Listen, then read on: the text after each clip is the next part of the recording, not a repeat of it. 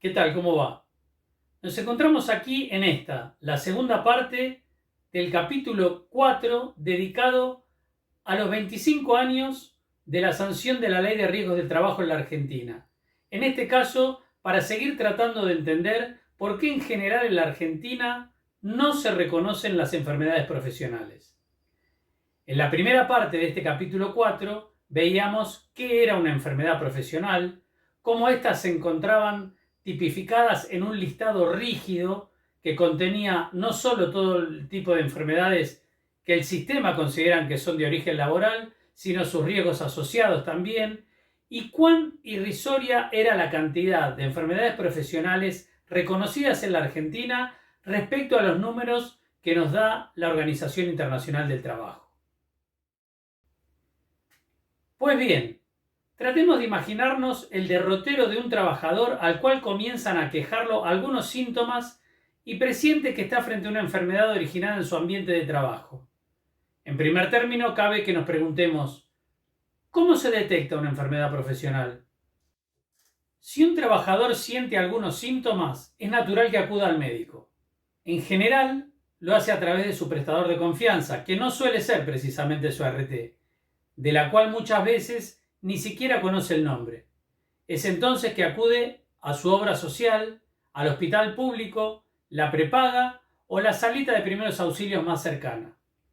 Si el facultativo al auscultarlo tiene el buen tino de indagar de qué trabaja, puede ser el comienzo de un hallazgo tras lo cual el paciente deberá radicar la denuncia ante su empleador o directamente ante su ART. En el sistema está previsto un método de prevención secundaria de forma tal de detectar lo más precozmente posible una eventual enfermedad laboral: los exámenes médicos periódicos. Sucede que estos son hechos por las ART si y solo si el empleador efectúa una declaración jurada de los riesgos a los cuales están sometidos sus dependientes, llamada relevamiento de agentes de riesgo, el RAR.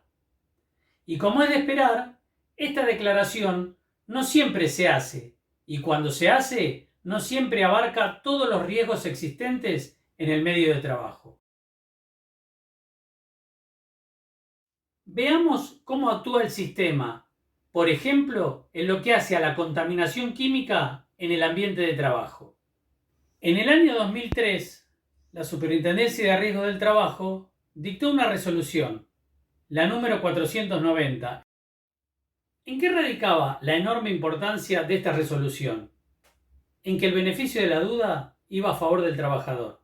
Por ejemplo, si no había mediciones de calidad de aire en el ambiente de trabajo, eso jugaba a favor del trabajador y tenía que ser entonces llamado para revisión médica periódica en forma preventiva. Si la sustancia penetraba vía piel, lo mismo. Si se trabajaba con alguna sustancia cancerígena, no había que discutir cómo estaba la concentración en el ambiente.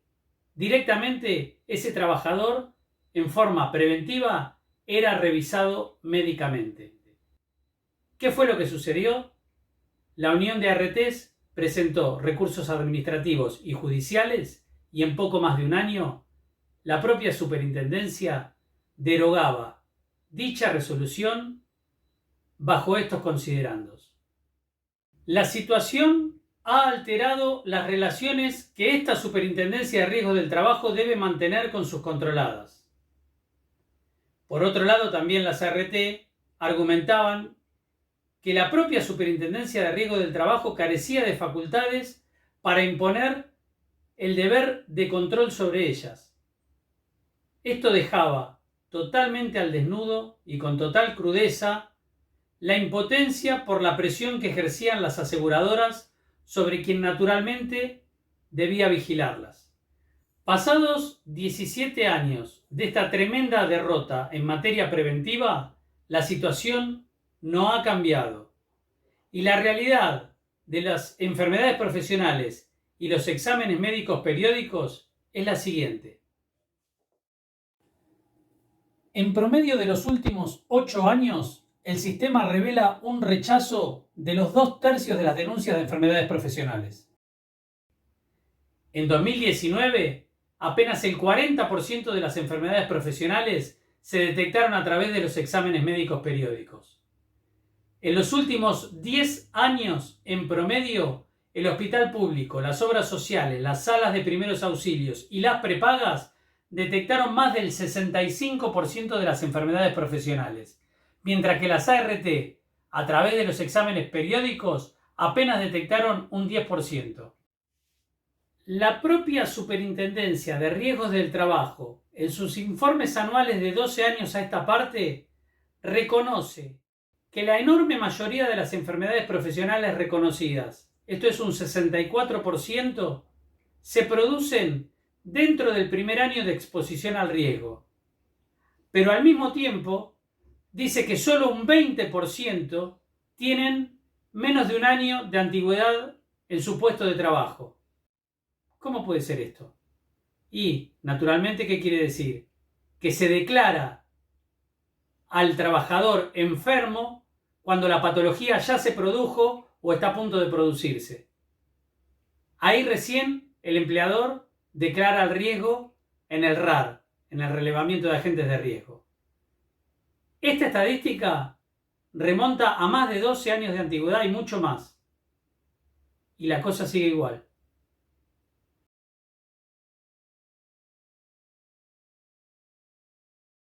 Las principales enfermedades profesionales que reconoce el sistema son las sorderas, que, dicho sea de paso, se pagan de un fondo fiduciario creado con parte de lo que pagan de cuota cada trabajador. Y hoy ese fondo fiduciario totaliza más de $1.800.000 por mes. Luego le siguen los trastornos osteoarticulares, las tendinitis, etc. y la sobrecarga de uso de la voz. Tomando cualquier anuario de un tiempo a esta parte, de décadas a esta parte, tenemos que hay solo 3 tipos de enfermedades profesionales mayormente detectadas y los riesgos asociados son, por supuesto, el ruido, en casi la tercera parte de los casos, la sobrecarga de uso de la voz, también en otro porcentaje por el estilo, y las posiciones forzadas y los gestos repetitivos. Bueno, después de toda esta avalancha de datos duros que acabamos de citar, extraídos de las propias estadísticas de la Superintendencia de Riesgos del Trabajo, ni se nos ocurriría pensar qué es de las enfermedades profesionales producidas por ejemplo, riesgo químico. Ni hablar de los cánceres ocupacionales, que el sistema de riesgos del trabajo, a 25 años de promulgada la ley, ignora completamente. Seguiremos ahondando el tema en sucesivos capítulos en esto que hemos dado en llamar salud laboral sin vueltas. Nos vemos. Muchas gracias. No se pierdan las próximas entregas en las cuales seguiremos descubriendo todas estas perlitas a 25 años de la creación de la Ley de Riesgos del Trabajo en esto que ha sido dado en llamar salud laboral sin vueltas.